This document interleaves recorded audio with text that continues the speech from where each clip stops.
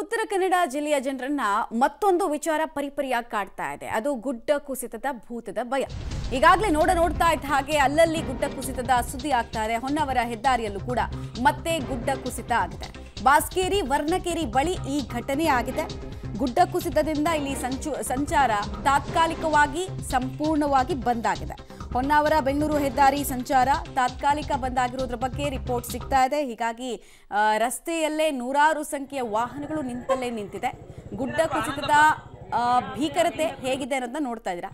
ಜನ ಸಾಕಷ್ಟು ಆತಂಕಕ್ಕೆ ಒಳಗಾಗ್ತಾ ಇದ್ದಾರೆ. ಮತ್ತೆ ನೋಡ್ತಾ ಇದ್ದ ಹಾಗೆ ಅಲ್ಲಲ್ಲಿ ಈಗ ನಾವು ಸುದ್ದಿ ಆರಂಭದಲ್ಲೇ ಹೇಳ್ತಾ ಇದ್ವಿ, ಈ ಬಾರಿ ಅತಿ ಹೆಚ್ಚು ರೈನ್ಫಾಲ್ ಅಂದ್ರೆ ಪ್ರತಿ ವರ್ಷ ಕೂಡ ರೈನ್ಫಾಲ್ ಅತಿ ಹೆಚ್ಚು ಎಲ್ಲಾಗುತ್ತೆ ಅಂದ್ರೆ ಉತ್ತರ ಕನ್ನಡ ದಕ್ಷಿಣ ಕನ್ನಡ ಜಿಲ್ಲೆಗಳು ಅಥವಾ ಮಡಿಕೇರಿಯಲ್ಲಿ ನಾವು ನೋಡ್ತಾ ಇರ್ತೀವಿ. ಸೊ ಈ ಸಲ ಎಲ್ಲಾ ಜಿಲ್ಲೆಗಳಿಗೆ ಕಂಪೇರ್ ಮಾಡಿದ್ರೆ ಉತ್ತರ ಕನ್ನಡ ಜಿಲ್ಲೆಯನ್ನ ಬಿಟ್ಟು ಬಿಡದೆ ವರುಣ ಕಾಡ್ತಾ ಇದ್ದಾನೆ. ಪುರುಸೋತ್ತಿಲ್ಲದೆ ಮಳೆ ಆಗ್ತಾ ಇದೆ. ಸೊ ಒಂದು ಹಾಲೊಳಗೆ ಈ ಬಿಸ್ಕೆಟ್ ಅನ್ನ ಅದ್ದಿದಾಗ ಹೇಗೆ ಆ ಬಿಸ್ಕೆಟ್ ಬ್ರೇಕ್ ಆಗುತ್ತೋ ಆ ರೀತಿ ನೆಲದ ವಾತಾವರಣ ಅಥವಾ ಆ ಥರದ ಪರಿಸ್ಥಿತಿ ಸದ್ಯಕ್ಕೆ ಉತ್ತರ ಕನ್ನಡ ಜಿಲ್ಲೆಯಲ್ಲಿ ಕಾಣಿಸ್ತಾ ಇದೆ. ಅಷ್ಟೊಂದು ಮೆದುವಾಗಿದೆ. ಬಿಕಾಸ್ ತೀರಾ ವಿಪರೀತವಾಗಿ ಮಳೆ ಆಗ್ತದೆ. ಮತ್ತೆ ದೊಡ್ಡ ಸೆಂಟಿಮೀಟರ್ ಪ್ರಮಾಣದಲ್ಲಿ ಅಂದ್ರೆ 3 ದಿನಗಳಲ್ಲಿ 100 ಸೆಂಟಿಮೀಟರ್ನಷ್ಟೆಲ್ಲ ಮಳೆ ಆದರೆ ಭೂಮಿ ಅಥವಾ ದರೆ ಕುಸಿದೆ ಇನ್ನೇನಾಗುತ್ತೆ ಅನ್ನೋ ಒಂದು ವಿಚಾರ ಕೂಡ ಗೊತ್ತಾಗ್ತದೆ. ಅಂತರ್ಜಲದ ಮಟ್ಟ ವಿಪರೀತವಾಗಿ ಹೆಚ್ಚಾಗ್ತಾ ಇದೆ.